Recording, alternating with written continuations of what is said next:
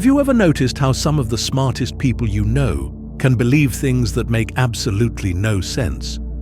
Or how entire groups of educated, otherwise reasonable individuals can support ideas that seem clearly harmful? If you've ever wondered what makes this possible, why intelligence doesn't protect us from dangerous groupthink, you're about to discover one of the most important psychological insights of our time.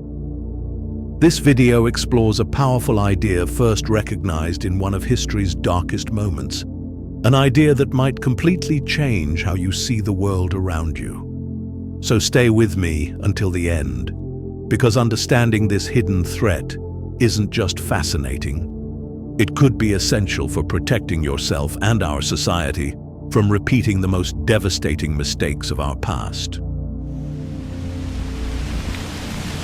Imagine being imprisoned for standing against one of history's most terrifying regimes.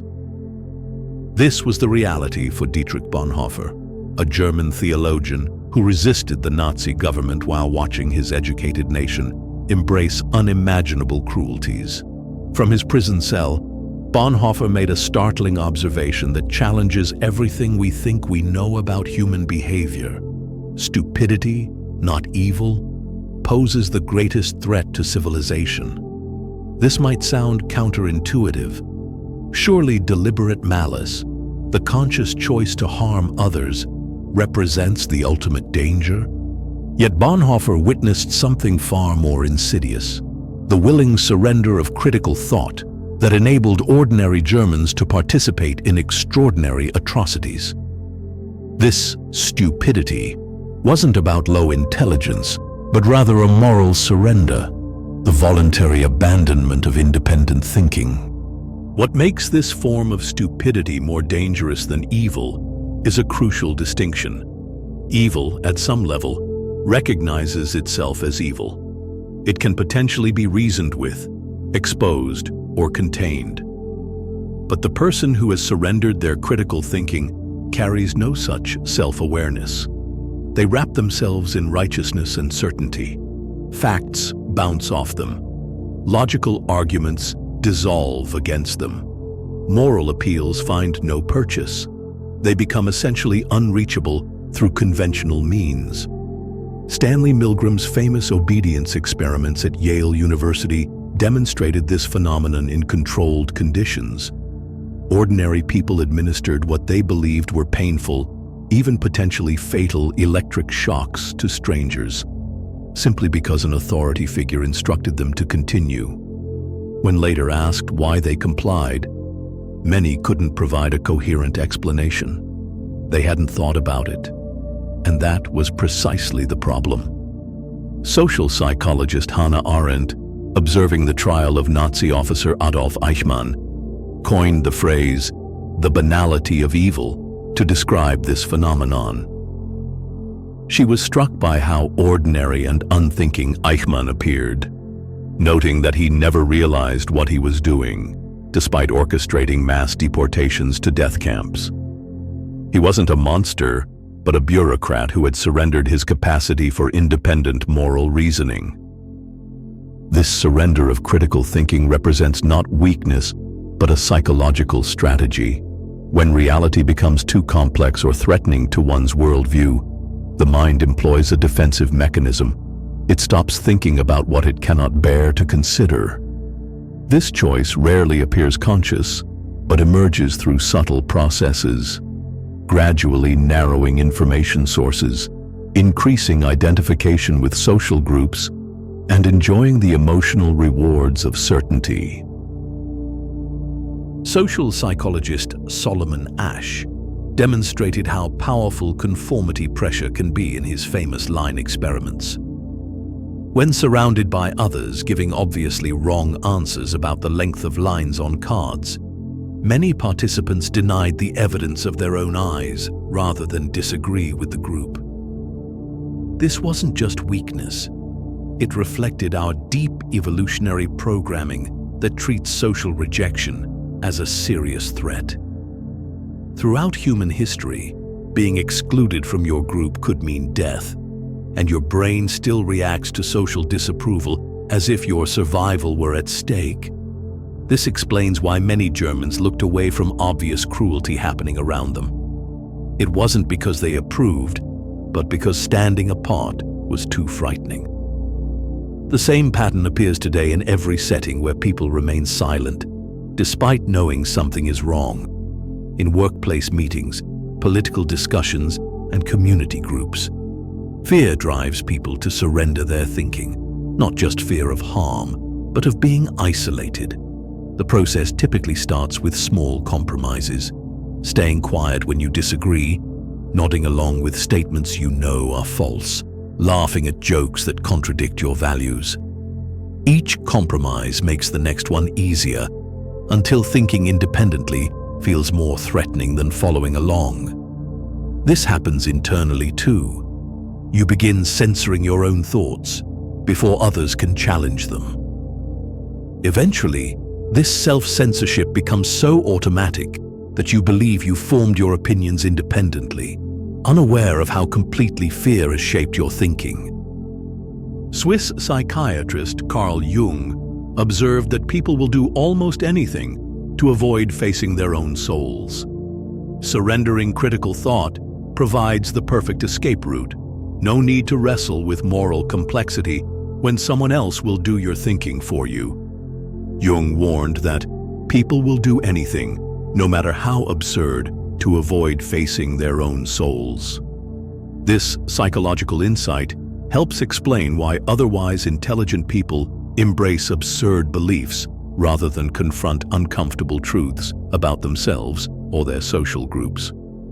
In today's world, authority figures use surprisingly similar techniques to promote uncritical thinking across different movements and ideologies. They present themselves as special sources of truth that you can't get elsewhere. They systematically undermine other information sources, calling media corrupt, experts biased, and science politicized. This creates dependency where followers must return to the authority for guidance. These leaders introduce extreme ideas gradually, reward blind acceptance with belonging, and punish questioning with rejection. Most importantly, they convince followers that critical thinking is weakness and blind loyalty is strength. Simple explanations provide powerful psychological comfort in a complex world. Reality contains contradictions, uncertainties, and nuance that create mental discomfort. Simple narratives eliminate this discomfort by offering clear heroes and villains, straightforward causes and effects. These stories aren't just intellectually satisfying, they create bonds between believers, forming communities around shared explanations. This is why challenging someone's political narrative often feels like attacking their identity. You're not just questioning a belief, but threatening their sense of belonging. Psychologist Leon Festinger's research on cognitive dissonance helps explain why people cling to simplistic explanations even when contradicted by evidence. The psychological discomfort of holding contradictory beliefs is so unpleasant that people will go to extraordinary lengths to resolve it, usually by rejecting the new information rather than updating their existing beliefs. This creates a situation where the more evidence that contradicts a cherished belief, the more firmly some people hold onto it, because the alternative would require reconstructing their entire worldview.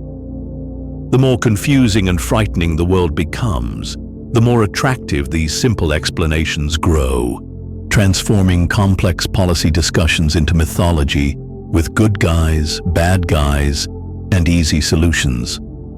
Our brains evolved for a much simpler world, and they still crave certainty even when the issues facing us require comfort with ambiguity. Group identity consistently overpowers truth-seeking through powerful psychological rewards. Your brain craves belonging more than accuracy, an evolutionary priority hardwired into your thinking. When group membership requires certain beliefs, you'll adopt them surprisingly easily, especially when acceptance and rejection signals are clear. The rewards for conformity are immediate and powerful: validation, community, certainty, and purpose. Independent thinking offers none of these rewards, it often leads to rejection, doubt, and discomfort. Psychologist Irving Janis developed the concept of groupthink to describe how cohesive groups can make disastrous decisions when pressure for conformity overrides realistic appraisal of alternatives. His research on policy fiascos like the Bay of Pigs invasion showed how even brilliant individuals can make catastrophic errors when no one feels able to challenge the emerging consensus. This creates an unfair contest where belonging almost always defeats truth-seeking. Organizations reinforce this imbalance by rewarding agreement and punishing dissent, whether in religious groups, political parties, or workplaces. The relationship between power and surrender of critical thinking works both ways. Power needs uncritical followers to maintain control, while those who surrender their thinking seek authorities to validate their beliefs. Given these powerful forces pushing us toward comfortable, uncritical thinking, how can we protect our ability to think clearly without giving up our human need for connection? The solution starts with daily mental habits that strengthen critical thinking like a muscle. Create a deliberate pause between hearing information and believing it. Even just a few seconds allows your rational mind to engage before emotions take over. Develop the habit of asking specific questions when you encounter claims. What evidence supports this? What would prove it wrong? Who benefits if I believe this? What might I be missing? These questions create resistance against appealing but unfounded ideas. Equally important is deliberately seeking information that challenges your existing views. Not fringe conspiracies, but thoughtful perspectives from different viewpoints. This practice protects against the gradual narrowing of thought that leads to uncritical acceptance. Perhaps most powerful is embracing uncertainty as a strength rather than weakness. Learn to say, "I don't know enough yet," or "I'm still thinking about that," instead of rushing to certainty. This mental flexibility is exactly what the surrender of critical thinking destroys. Building psychological resilience against social pressure requires both internal strength and external support. Start by clarifying what values matter enough to you that you'd risk disapproval to uphold them. Without this clarity, you'll inevitably drift toward whatever position offers acceptance in the moment. Practice small acts of principled disagreement in low-risk situations to build tolerance for the discomfort of standing apart. When someone makes an unfounded claim in casual conversation, ask gentle but clear questions rather than nodding along. These small actions build the resilience needed for more important stands later. Most importantly, develop a personal relationship with truth that exists independently of what others think. Recognize that aligning your beliefs with reality matters for its own sake.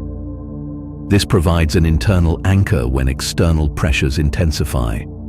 Finding even a single ally dramatically increases your ability to maintain independent thought under pressure. Bonhoeffer himself relied on a small circle of fellow resistors who validated his perception of reality when everyone else embraced delusion. Philosopher Bertrand Russell noted that the fundamental cause of trouble is that in the modern world, the stupid are cocksure while the intelligent are full of doubt. This observation highlights a dangerous asymmetry. Those who have surrendered critical thinking often display absolute certainty, while those maintaining intellectual integrity acknowledge complexity and uncertainty. This creates a situation where the most confident voices are often the least reliable guides. Moral courage forms the foundation of resistance to surrendering critical thinking. Yet our education and culture rarely develop this essential quality. The courage required isn't dramatic heroism, but a quiet willingness to accept discomfort for the sake of truth. You show this courage whenever you acknowledge complexity when others demand simplicity, express uncertainty when others require certainty, or question narratives that your social group treats as obviously true. This courage can be systematically developed through specific practices. Start by identifying your own forbidden thoughts, questions you immediately suppress out of fear or social conditioning. Simply acknowledging these thoughts, even privately, begins breaking the habit of self-censorship. Study examples of people who maintained integrity under extreme pressure, not just famous heroes, but ordinary individuals who refused to surrender their moral and intellectual independence despite serious consequences. These examples provide both inspiration and practical strategies for maintaining your own independence. Creating environments that support independent thought means recognizing how physical and social spaces influence thinking patterns. Traditional hierarchical structures, classrooms with rows facing an authority figure, or meetings where status determines whose ideas receive attention, subtly encourage intellectual surrender. Alternative arrangements that physically represent equality, circles rather than rows, collaborative spaces rather than podiums, help counter these influences. Beyond physical space, establish conversation norms that value exploration over conclusion, questions over answers, curiosity over certainty. Model these values by demonstrating comfort with phrases like, "I don't know. Let's explore that further." Or, "I might be wrong about this." The most important environmental factor may be psychological safety, the shared understanding that honest questions and good faith disagreement won't result in rejection or ridicule. Creating this safety requires actively protecting those who question prevailing assumptions, especially when they hold less power in the group. What if the most revolutionary act in today's world isn't speaking truth to power, but simply preserving your capacity to recognize truth at all? The greatest threat to human flourishing may not be the actively malicious, but the passively uncritical. Those who have surrendered their thinking to the comfort of certainty and belonging.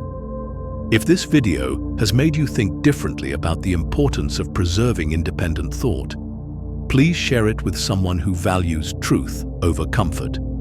Leave a comment sharing one small way you plan to strengthen your critical thinking muscles this week. And remember, in a world that rewards intellectual surrender, maintaining your capacity for independent thought isn't just good for you. It might be essential for our collective future. Subscribe to our channel for more insights that challenge comfortable thinking and help build psychological resilience in uncertain times.